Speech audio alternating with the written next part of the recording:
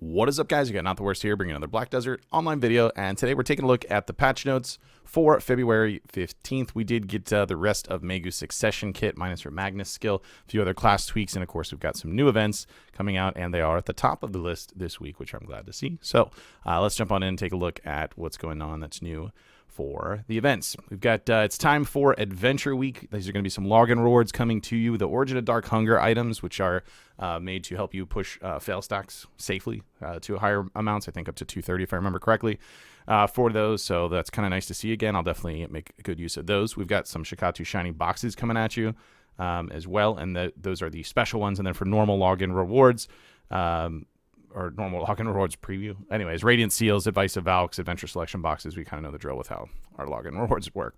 Next up, we have the event that they mentioned last week. We were going to have the Dark Rift event that is now up, so hopefully you're able to save your bosses. I did mention it last patch note video to not do your bosses that week. So Rift bosses are up, and you have a chance to get Distortion Earrings out of these boxes that were added. And then we also have the extra bosses, Tidium and the Skeleton Guy and Lieber, are also brought back, so you have a chance of getting those Box of the Enraged Dead, which are boss gear boxes, essentially. Kind of a nice little bonus for you there. Next up, we've got Valks, who is preparing a special set of rewards for you. Some Advice of Valks, item collection, scrolls, and a Valks enhancement help kit. We are tongue-tying it today. Absolutely crushing this. Just staying logged in 30 minutes will get you that enhancement help kit, along with the actual fail stack. Then 60 minutes will get you another one, along with the item drop scrolls. You've got an event Valks enhancement help kit, and you can open that up to get it a set probability. Some of these items, a few artisans, there are some 40 and 50 stacks in there, hards, sharps, kind of normal stuff beyond that. Next up, we are done for events for this week because that is from last week. So next up is content updates, and we have, like I said, some changes to a few classes that were updated with a few notes as well. So Warrior has just a couple of changes here, little issue fixes on Frenzy Dash, and then with Earth Tremor, rather the Prime Earth Tremor, change the hotkey on it instead of Shift F to just be F. Might be notable there. A couple other issue fixes on a few other skills. Musa and Maegu had some adjustments made to their chase skill, so it cannot be comboed into basic attacks when used with your main weapon, and the movement distance and continued activation speed when using your main weapon were changed as well. You can see the graphic to show you kind of a difference there. Nice little super armor tag on the end of this one where there wasn't, and then the actual like movement and kind of the reset for it on the second. More specifically, we got a little explanation on changes to Musa because it did get quite a bit, and Maegu does as well. First, the Musa. Succession Musa is a class that specializes in quick combos, dealing swift and powerful attacks. He can easily overwhelm opponents by hitting them with initial debuffs, then going in with combos. Swift in both attacking and retreating, with quick but critical strikes, he can gain the upper hand against opponents without a similarly matched skill set.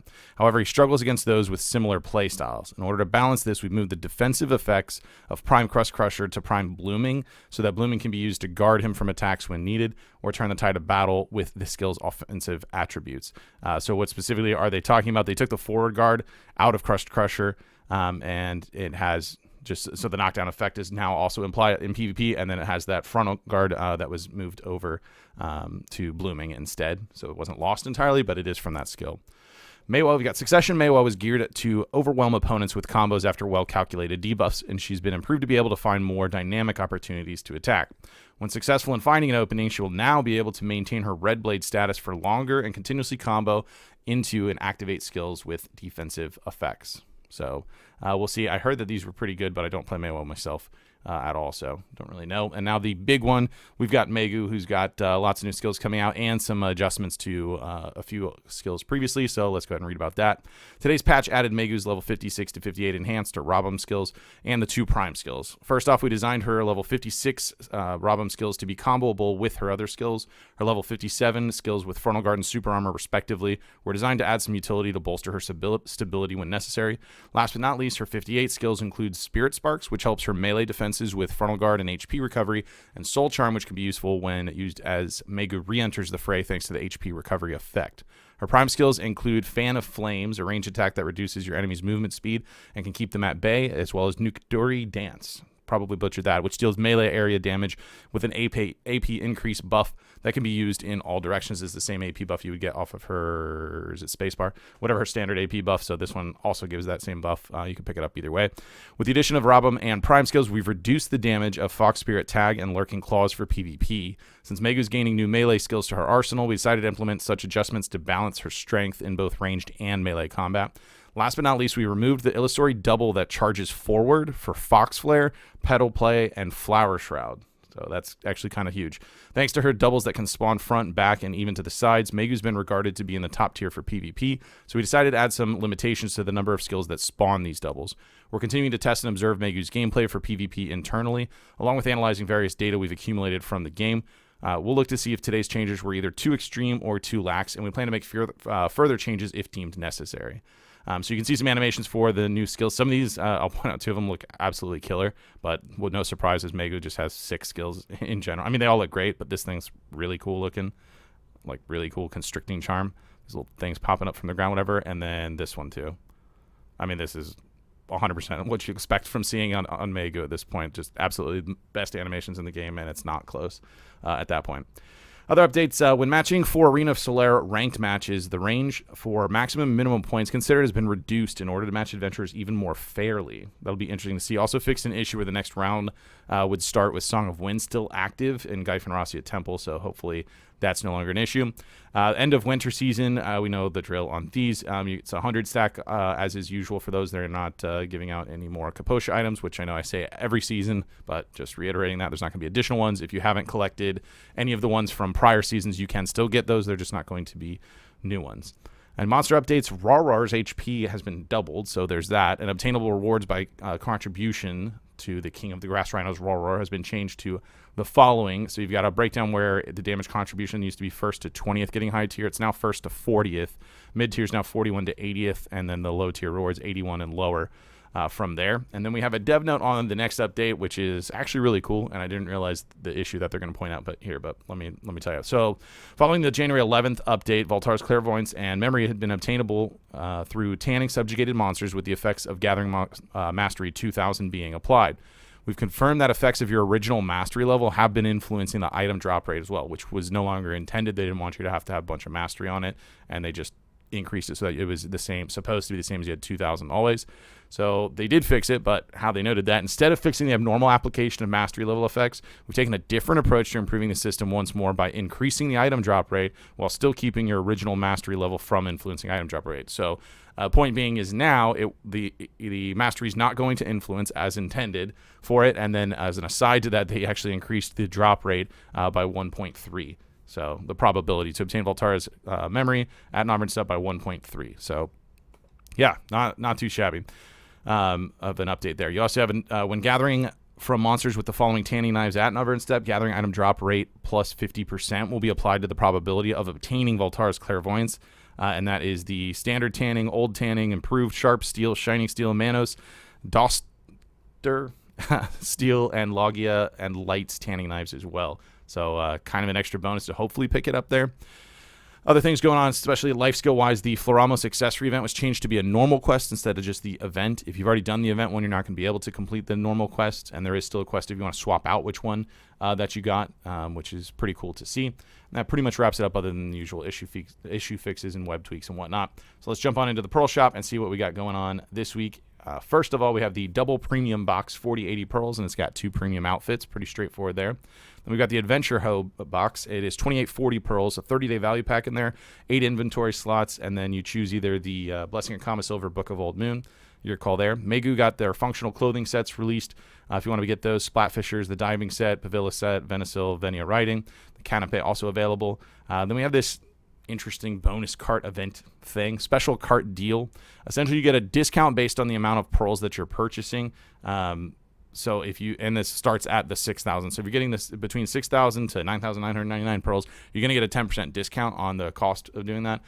The 10,000 pearls getting 13%, 15,000, 17%, and then 20,000 pearls is 20% off on it. So kind of just a sale in general. You can add up to 20 items to the bonus carts.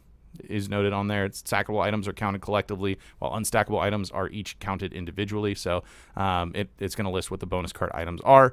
when we get a little further down. But first, Wusa and Maegu have Glorious Shadad and the regular one available if you want to pick that up. The classic is also in there.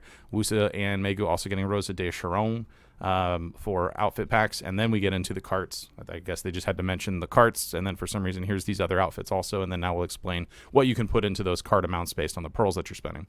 So first up is the triple premium outfit pack, 6,800 pearls, triple premium outfits, and a bonus of 50 crons. Then we've got a premium outfit box at 2,720 pearls, and of course you get a premium outfit box, and that's it. No bonus items. The Shadad Premium All-in-One pack is 5,100 pearls. It's got the Shadad Black set and the regular set, and then the pet, the Shadad's Courier. Then we have the Classic All-in-One pack, 4,350 pearls. It's got the classic versions of each of those with the Courier as well. The Jolly Winter Dream outfit box, 2,200 pearls. Snowflake outfit box for the cart, 2,200 pearls. Frostbite, 2,200. Sugar Rush in there, same price. Noel, same price. No bonuses on these. It is all on the cart discount system. Creodel, the diaper wearing one, 2,200 pearls. Family name change coupon, 1,000 pearls. Character name change coupon, 1,000 pearls.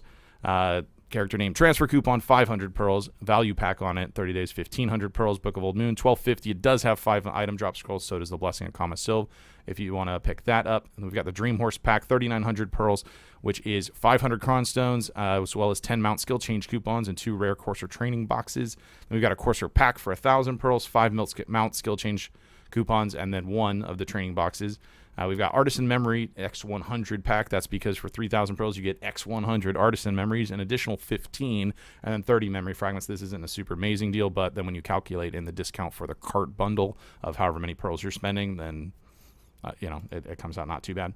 Mount Brand Spellstone, 400 pearls on that, and you get exactly what it says. Horse Breeding Reset for female, 480 pearls. The male, 245 pearls. Get a backpack bundle for 30 slots, 2,100 pearls. It's going to give you what it says, 30 slots total, spread throughout different amounts. Arctic Fox is available at 1,440 pearls. Combat and Skill XP exchange coupon. A lot of people have been asking for these lately. That's back around 10,000 pearls, and you can throw it in the cart for discount. Made for Hire, 960 pearls on that. Wizard Ghost Fee, 1,320 for one of those guys. We got a Cron Stone pack at 810 pearls. It's 200 crons and then a leveling aid bundle as well. Then we've got Artisan's Memory pack, a small bundle here, 700 pearls for 22 artisans, and that same leveling aid bundle. So essentially, you're going to build like whatever your package you want out of the cart items. That's why they all look, most of them are like regular price for what they normally would be. And then based on how many pearls you're spending in the cart when you put it together, it'll apply that discount to save you some dollars. If you want to do that. So you need to buy the X amount of pearls first to get that, throw the cart items in there, get an additional discount. You may want to bust the calculator out for it and just make sure you're actually getting a deal. I haven't sat and looked at any of these. I don't actually plan on buying any of these stuff because I really don't spend much money on BDO these days. But if you are thinking about doing it, then maybe actually calculate it out and make sure that what you're getting is a really good deal. Just for instance, things like I always say, if you're into artisans, you want to be 20 pearls per artisan on it, and that's a really good deal. If it's higher than that, it's nothing amazing. I wouldn't run for it. So you might want to look for things like that with, horse materials or costumes or whatever, what have you. I would say that off the top of my head, I don't think the 2,720 pearls with the additional discount is going to be amazing. Probably the 6,800 pearl costume pack likely will be, but again, I didn't math it. I'll leave that up to you. Anyways, that's going to be it for this video. If you did enjoy it, be sure to like it. If you're new to the channel, be sure to subscribe so you get notifications when new videos do go live. And if you'd like to catch me playing live, there's a link to my Twitch page in the description down below. Jump on over there, drop a follow so you get notifications for that as well. With that said, that's going to be it for this one. I want to thank everybody for watching, and I will see you next time.